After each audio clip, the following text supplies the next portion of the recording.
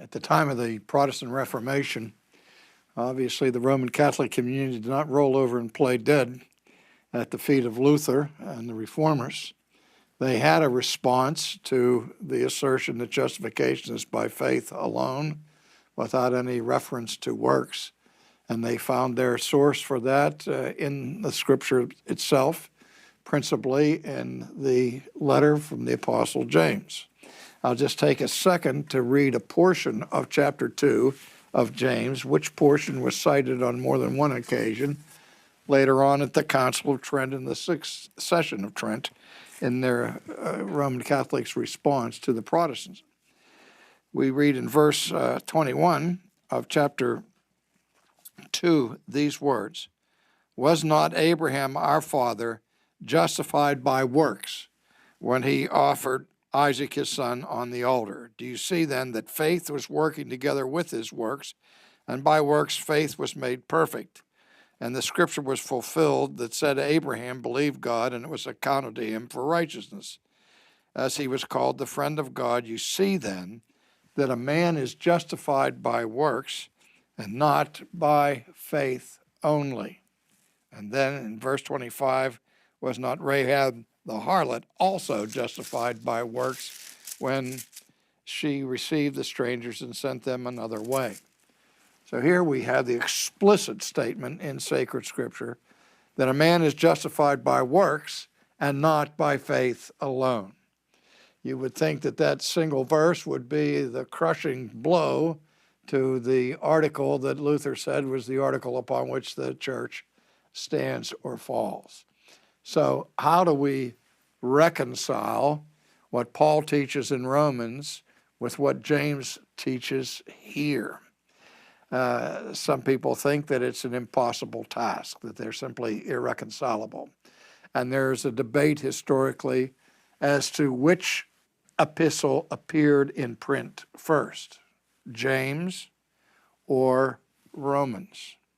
And that question focused on an attempt to understand how this difference could arise in the pristine church. Some argue that Romans appeared before James, and James wrote his epistle to repudiate and to refute what Paul had taught. Others argue, no, James appeared before Paul, and Paul was trying to refute James. And so there's a divided house on that question historically about who was trying to refute whom. But classic orthodoxy would say that neither one of them was trying to refute the other, and that the two positions are not contradictory, though on the surface they seem to be. And that is that this issue is so significant that it's worth the philosophy of a second glance. Part of the problem is compounded by the fact that both James and Paul use the same word here for justification, dikaiosune. It would be nice to see that they used different words and obviously had different ideas in mind. Unfortunately, for reconciling the two, they both use the same word. The matter becomes even more severe when we see that both of them have the same person that they use as Exhibit A to prove their point. Paul labors the point of Abraham's being the father of the faithful, and that he was justified by faith and counted righteous before he had done any works, before he had been circumcised, before he had offered Isaac on the altar. So that Paul has Abraham justified in chapter 15 of Genesis, where James doesn't have Abraham justified until chapter 22, which is the chapter that records his offering of his son Isaac on the altar. So, in a sense, the plot thickens. And this is one of the things that made Luther question the canonicity of James, when he said at first that James was an epistle of straw, or a right strawy epistle was another translation, but which he later repented of that judgment. But because he at one point challenged the canonicity of James, a host of scholars have used that challenge as an attempt to show that Luther didn't believe in the inerrancy of Scripture. Well, he did believe in the inerrancy of Scripture. He said the Scripture never errs, but he was questioning whether Scripture contained the book of James, but that's for another day.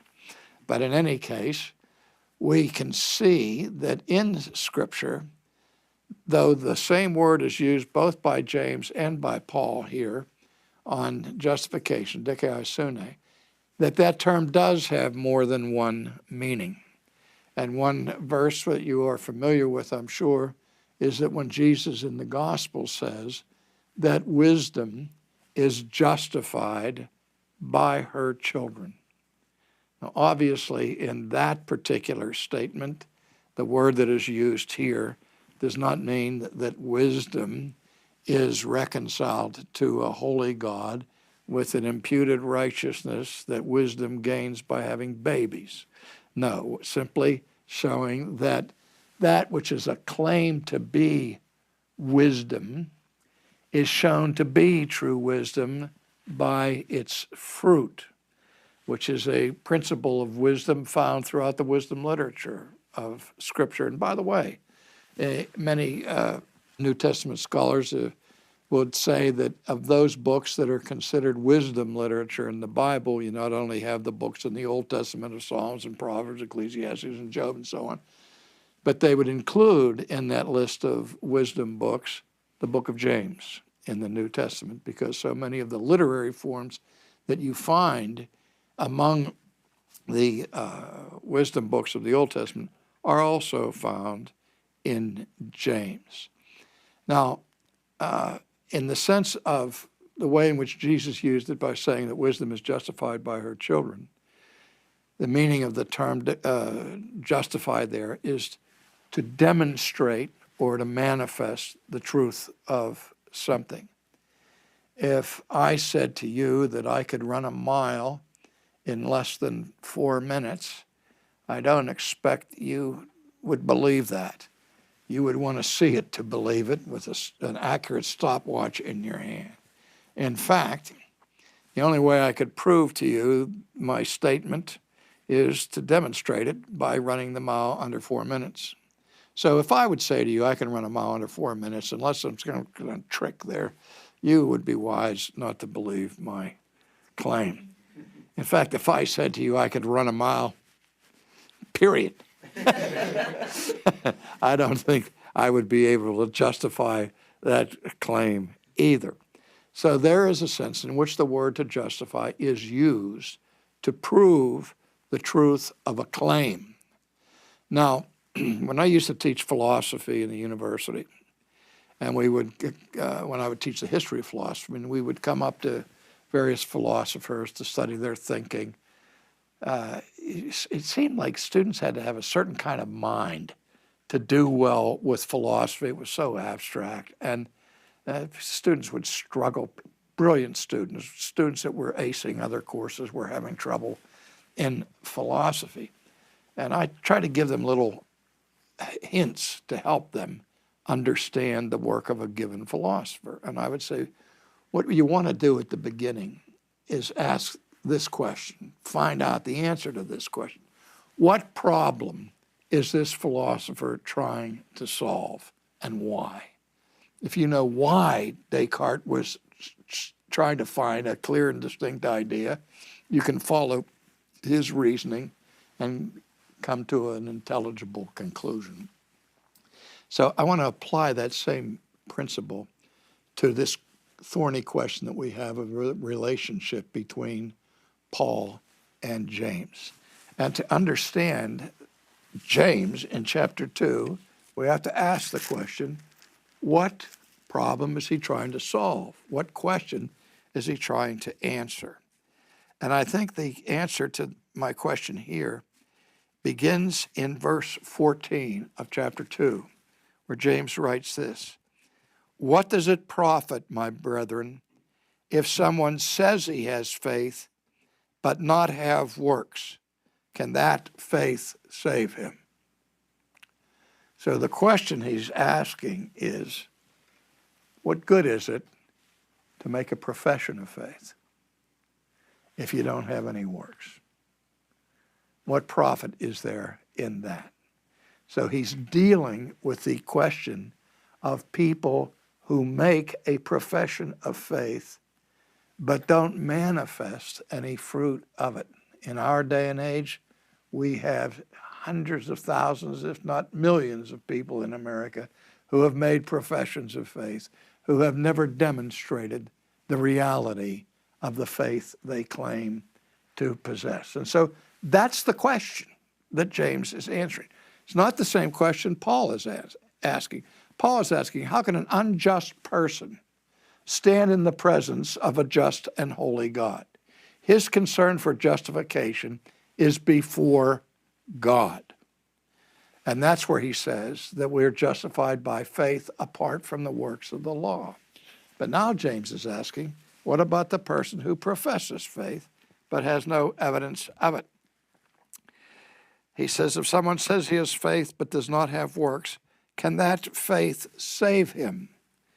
If a brother or sister be naked and destitute of daily food, and one of you says to them, depart in peace, be warmed and filled, but don't give them the things that are needed for the body, what does it profit? What good is that? Thus also, after this illustration, faith by itself, if it does not have works, is dead. So now he's going to make a distinction between a dead faith and a faith that is alive. Now again, when Luther was challenged for his doctrine of justification by faith alone and was asked about this faith, and as I said before, does that mean you can just believe and live however you want to? Well, Paul answers that same question. His answer is God forbid. And Luther said, justification is by faith alone, but not by faith that is alone. And then he goes on to say that the faith that justifies, Luther said, is a fides viva, a living faith, a faith that is alive. And you know it's alive when it manifests itself in fruit, in the fruit of obedience. Now, if I tell you here in this room today that I have saving faith, do you know for sure, just because I said it, that I have it? Can anybody in here read my heart? Of course not. The only way you can evaluate the truth of my claim is to see if I manifest it in my life. By their fruits you shall know them, we're told. And even then, we can fool people with rotten fruit, that's phony fruit.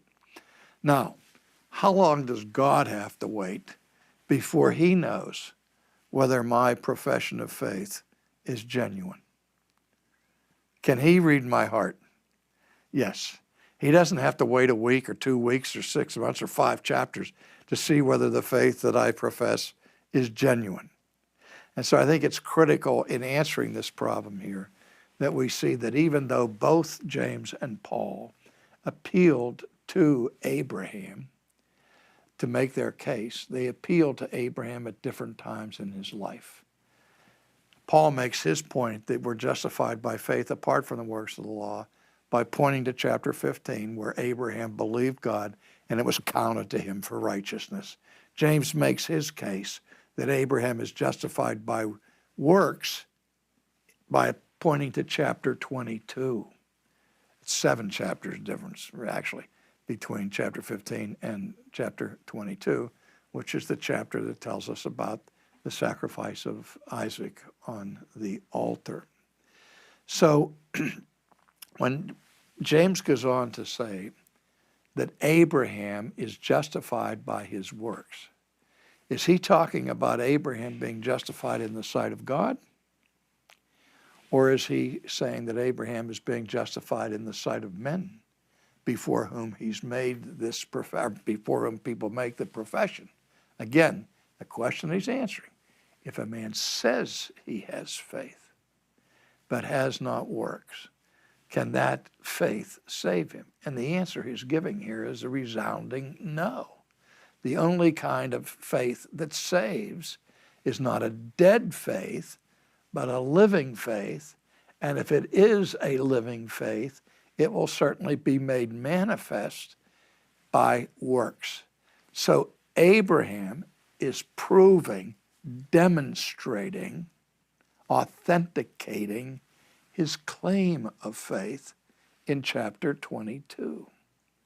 And just as we claim to have faith, we have to show forth that faith by our works. I mentioned earlier about antinomianism that claims to have a faith that saves without having works that follow, the whole carnal Christian concept that we wrestle with even to this day. Now, I hope that that brief explanation will help you work through the problem here and understand that the men are answering two different questions using the same word and the same example, and to show that James is speaking of Abraham's being vindicated by his profession of faith with the works that follow. And if that's the way this book is understood, you don't have a contradiction. You have a difficulty of resolution, but you don't really have a contradiction on the